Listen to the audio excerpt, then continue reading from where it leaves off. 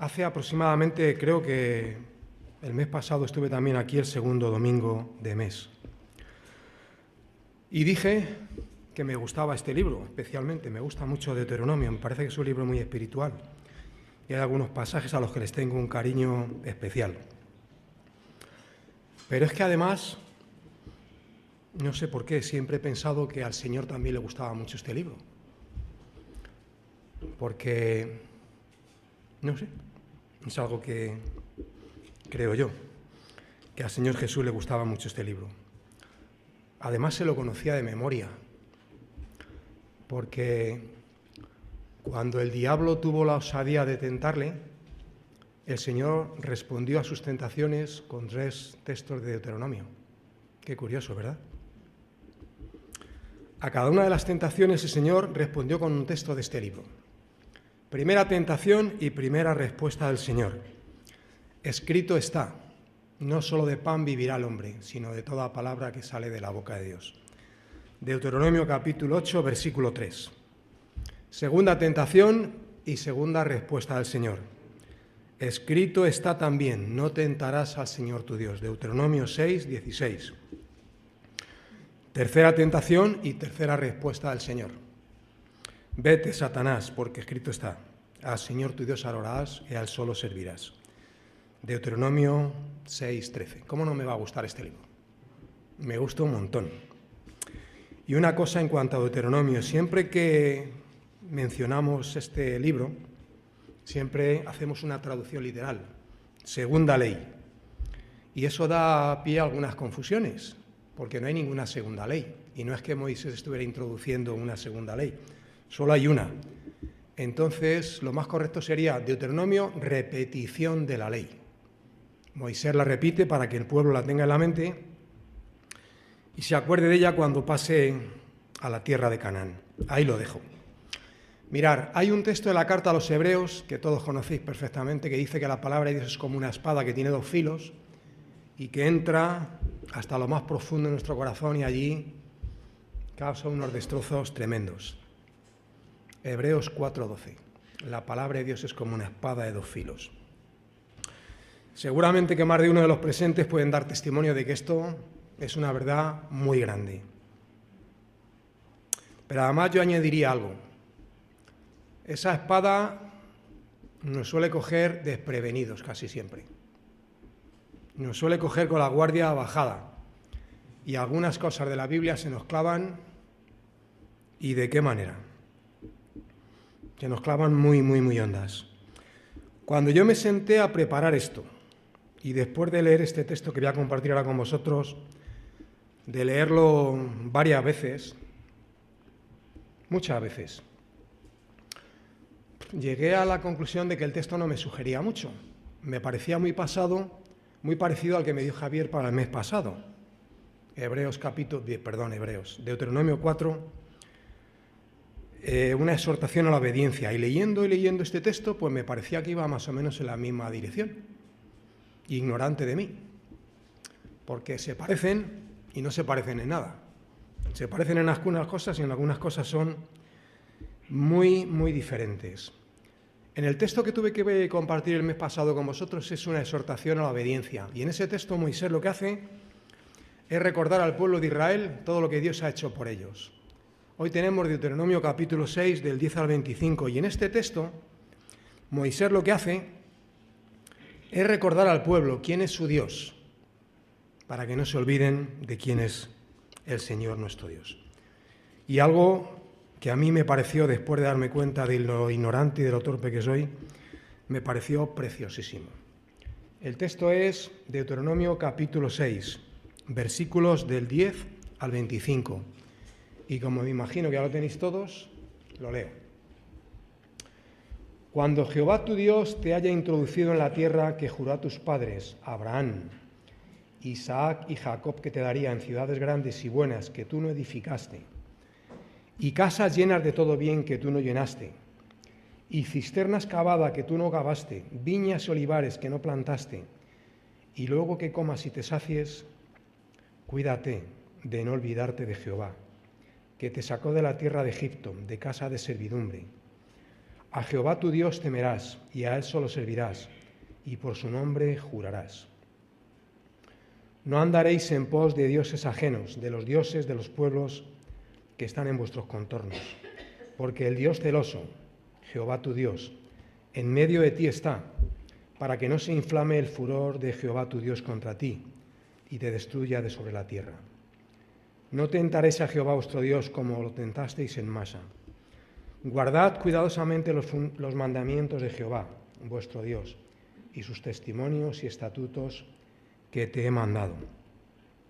Y haz lo recto y bueno ante los ojos de Jehová, para que te vaya bien y entres y poseas la buena tierra que Jehová juró a tus padres, para que él arroje a tus enemigos de delante de ti, como Jehová ha dicho.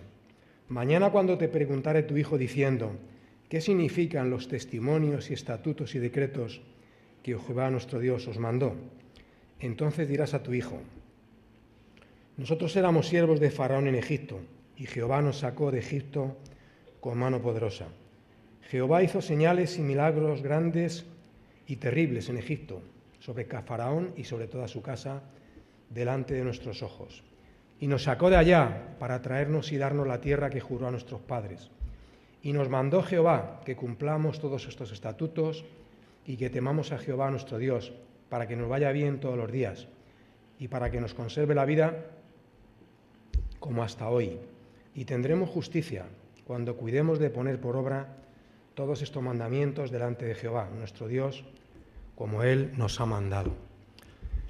Para entender bien este bonito texto, me parece que es fundamental e imprescindible tener presentes las palabras de Moisés al final del versículo 12 y al principio del versículo 13, y quedaros con esto porque lo voy a repetir un montón de veces. Luego que comas y te sacies, cuídate de no olvidarte de Jehová. Cuando comas y te sacies, cuídate de no olvidarte de Jehová. ¿Cuántas veces hemos estado en situaciones difíciles? Situaciones que traen preocupación, ansiedad y nos quitan la paz a nuestras vidas.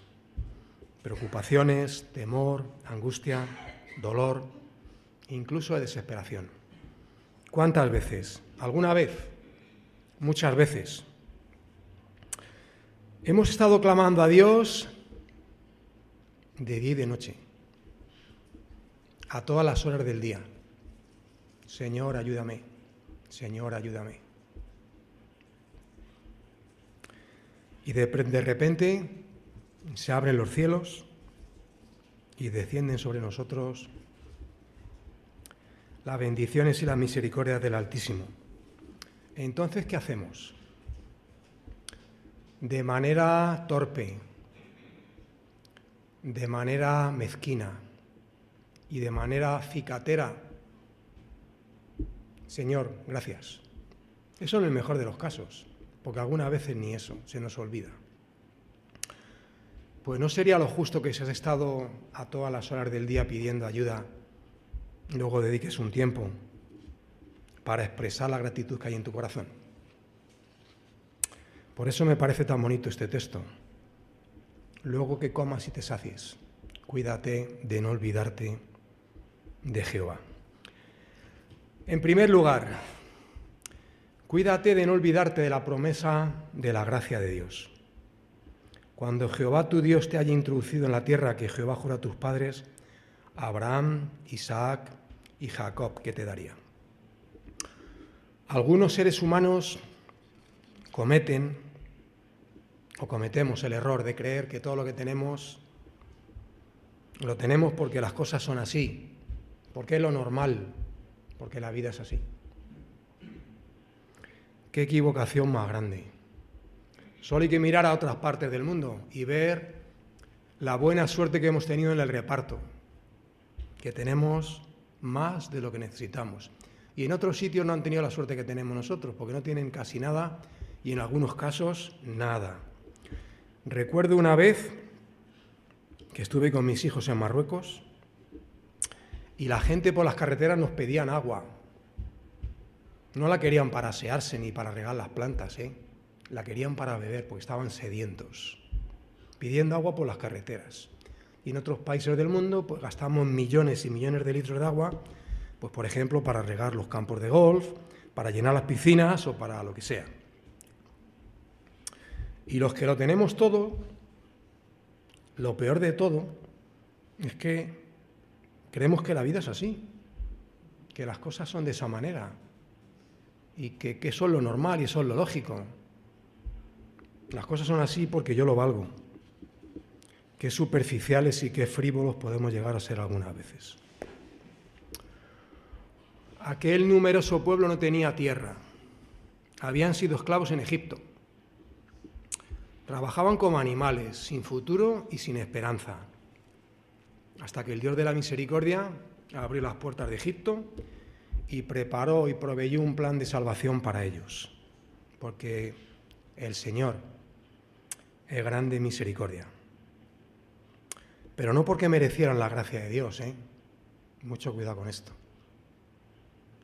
Nadie merece la gracia de Dios. Nadie.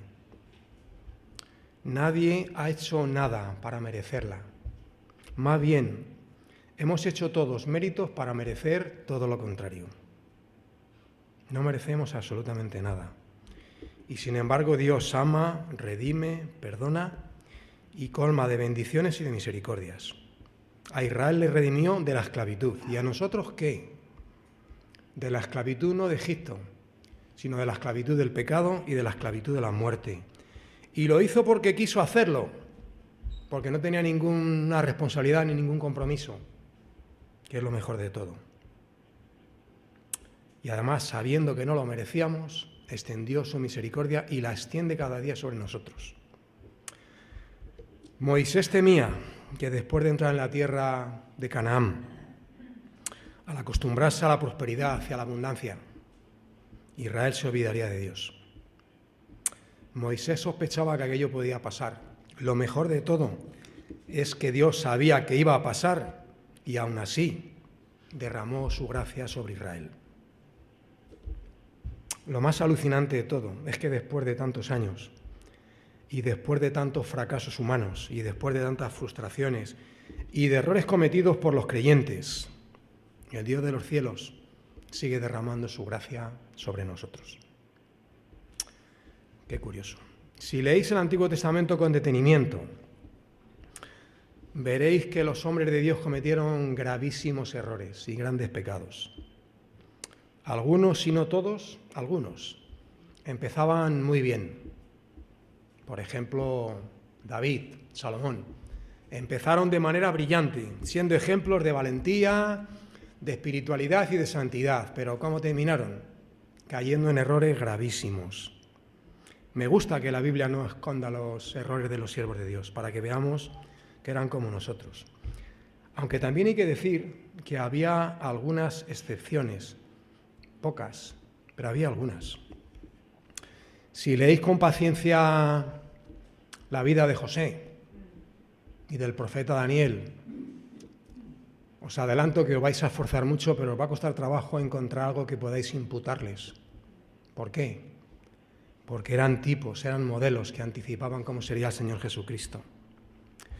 Lo más grande de todo es que Dios prometió su gracia sobre aquel pueblo y a pesar de todo lo que hizo, cumplió con su promesa. Lo más grande de todo es que aún a día de hoy siga extendiendo su misericordia sobre nosotros cada día, que es algo que a mí no deja de extrañarme. En segundo lugar, cuídate de no olvidarte de la naturaleza incomparable de Dios. La Biblia afirma tajantemente que no hay refugio como el Dios nuestro y que no hay salvación ni esperanza fuera de Jehová. En este mundo hay multitud de religiones, muchísimas, tengo aquí apuntadas unas pocas. El bahaísmo, el budismo, confucianismo, taoísmo, hinduismo, islam, jainismo, testigos de Jehová, mormonismo, rastafarismo, iglesia de la cienciología, sikhismo, Hare Krishna y un montón de religiones tribales y muchas más. Os invito a todos a que os dediquéis un tiempo a estudiar estas religiones, todas, que las leáis y que las estudiéis en profundidad, y cuando terminéis de leerlas, entonces leéis Deuteronomio capítulo 4, versículo 7. Mirad lo que le dice Moisés al pueblo de Israel. Deuteronomio 4, 7. Porque ¿qué nación grande hay que tenga dioses tan cercanos a ellos, como lo está Jehová nuestro Dios en todo cuanto le pedimos? ¿Qué nación grande hay que tenga dioses tan cercanos a ellos, como lo está Jehová nuestro Dios en todo cuanto le pedimos? Yo no tengo ni la más mínima intención de menospreciar a nada ni a nadie, pero creo firmemente en las palabras de Moisés. Y llego a la misma conclusión que llegó él. No hay nadie en este mundo que tenga un Dios tan cercano a él como le está el Señor a nosotros, y que haya dejado estatutos, ordenanzas y mandamientos como las que nos ha dejado el Señor a todos nosotros. Por eso creo en la naturaleza incomparable de Dios. No hay nadie como Él. No hay nadie que haya dicho las cosas que dijo Él. No hay nadie que haya hecho las cosas que hizo Él. Y no hay nadie que haya dejado estatutos, ordenanzas y mandamientos como los que nos dejó Él. Ahora, siendo consecuentes, siendo honestos y siendo prudentes, hay que reconocer que hay mucho de Dios que no comprendemos. Y hemos de reconocer que Dios es, en algunas cosas, incomprensible. Pero también podemos afirmar que es conocible. Le podemos conocer, aunque algunas cosas de Él nunca las vamos a entender. Por ejemplo, acompañadme al libro de Job. El libro más antiguo de la Biblia, por cierto. Job capítulo 11, versículo 7. Mirad lo que dice Job hace un montón de tiempo. ¿Descubrirás tú los secretos del Dios? ¿Llegarás tú a la perfección del Todopoderoso? Pues no. Hay muchas cosas que nunca vamos a entender. Es lógico. Él es alguien que es eterno y para nosotros hay algunas cosas de Él que nos hacen incomprensibles. Somos criaturas con un montón de limitaciones, un poquillo torpes. Ahora, Dios es conocible. Acompañadme a la primera carta del apóstol Juan, por favor. Primera de Juan, capítulo 5, versículo 20. Primera de Juan 5:20. Pero sabemos que el Hijo de Dios ha venido y nos ha dado entendimiento para conocer al que es verdadero. Y estamos en el verdadero, en su Hijo Jesucristo. Este es el verdadero Dios y la vida eterna. La Biblia afirma que podemos conocer a Dios. De hecho, le conocemos. Sabemos de Él, mantenemos una relación real, auténtica y genuina con Él. Y hemos visto su poder obrando en nuestras vidas y en las vidas de otros muchos que han clamado y que se han quebrantado delante de Él y le han pedido ayuda. Ahora hay que aceptar y acatar prudentemente que nunca llegaremos a conocer cosas de Dios que Él no nos ha revelado. Y también hemos de tener claro que lo que sabemos, lo sabemos porque Él ha dado el paso de darse a conocer. No porque nosotros seamos muy inteligentes, hayamos estudiado mucho, hayamos hecho muchos méritos, no. Lo que conocemos de Dios es porque Él nos lo ha querido revelar. ¿Vale? Dios comunica su conocimiento al hombre y comunica lo que Él quiere que conozcamos de Él.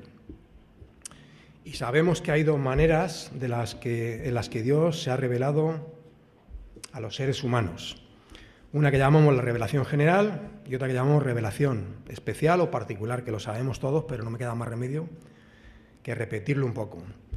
La revelación general se dirige a todos los seres humanos sin excepción, ¿vale? La revelación especial o particular, no. Esa se dirige a un determinado grupo de personas a las cuales Dios quiere dar a conocer el mensaje de salvación. Me explico un poquito mejor por si no me habéis entendido. La revelación general está al alcance de todos. Por ejemplo, entendemos por revelación general la creación, la historia y la conciencia. Y vamos a leer 3 textos que nos hablan de esto. Primer texto, que habla de la creación. Salmo 19, versículos 1 y 2, un texto que conocemos todos de sobra, pero que es muy bonito y que quiero leer. Salmo 19, versículos 1 y 2. Los cielos cuentan la gloria de Dios, y el firmamento anuncia la obra de sus manos. Un día emite palabra a otro día, y una noche a otra noche declara sabiduría. Fijaros qué 4 palabras: cuentan, anuncia, emite y declara. 4 términos de comunicación, es decir, que Dios se revela a los seres humanos a través de la creación. Acompañadme ahora a Hechos capítulo 17, versículos 26 y 27. Dios se revela a los seres humanos a través de la historia. Hechos 17, versículos 26 y 27. Me imagino que lo tendréis todos. Y de una sangre ha hecho todo el linaje de los hombres, para que habiten sobre la faz de la tierra, y les ha prefijado el orden de los tiempos y los límites de su habitación, para que busquen a Dios, si en alguna manera palpando puedan hallarle, aunque ciertamente no está lejos de cada uno de nosotros. Y por último, Dios se revela a los seres humanos a través de la conciencia humana. Romanos capítulo 2, versículo 15. Dice el apóstol Pablo: mostrando la obra de la ley escrita en sus corazones, dando testimonio su conciencia y acusándoles o defendiéndoles sus razonamientos. Dios nos ha dado una cosa que se llama conciencia, y esa conciencia da testimonio de Dios. Ahora bien, llegamos a la revelación especial. Acompañadme al capítulo 1 del Evangelio según San Juan.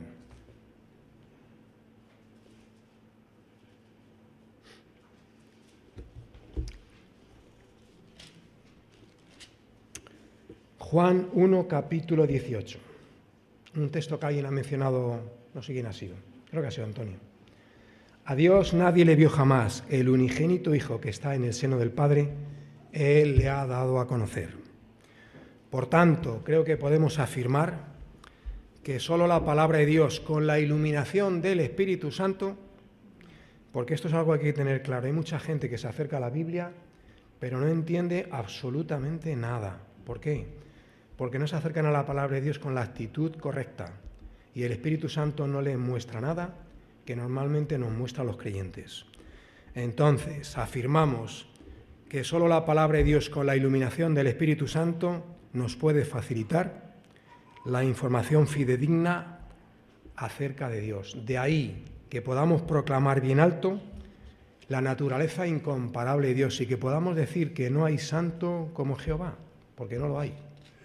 Es lo que dice la Biblia y es la verdad.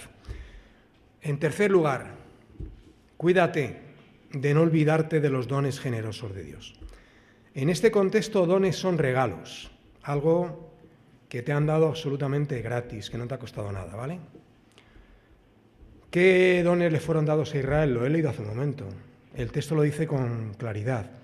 Una tierra que no tenían, ciudades grandes y buenas que no edificaron, casas llenas de todo bien que ellos no llenaron, cisternas cavadas que no cavaron y viñas y olivares que ellos nunca plantaron. Eso pensando en Israel. Pero ¿y si pensamos en nosotros? Pues sucede más o menos lo mismo. ¿Cuánto de lo que nosotros tenemos lo hemos conseguido por nuestro esfuerzo, por nuestro trabajo?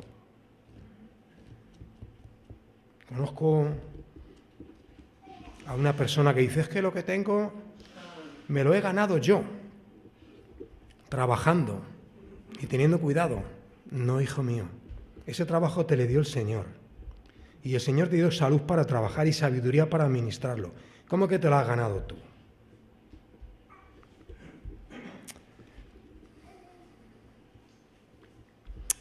Mucho de lo que tenemos, digo mucho por no decir todo, porque quiero ser prudente, ha caído del cielo. Son dones, son regalos de Dios. porque Jehová es así, es generoso con sus hijos y los colma de favores y de bendiciones.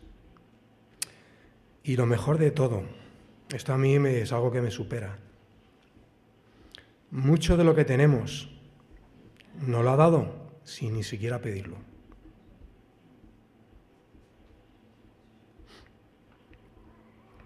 Hay un pasaje que ilustra esto de manera magistral.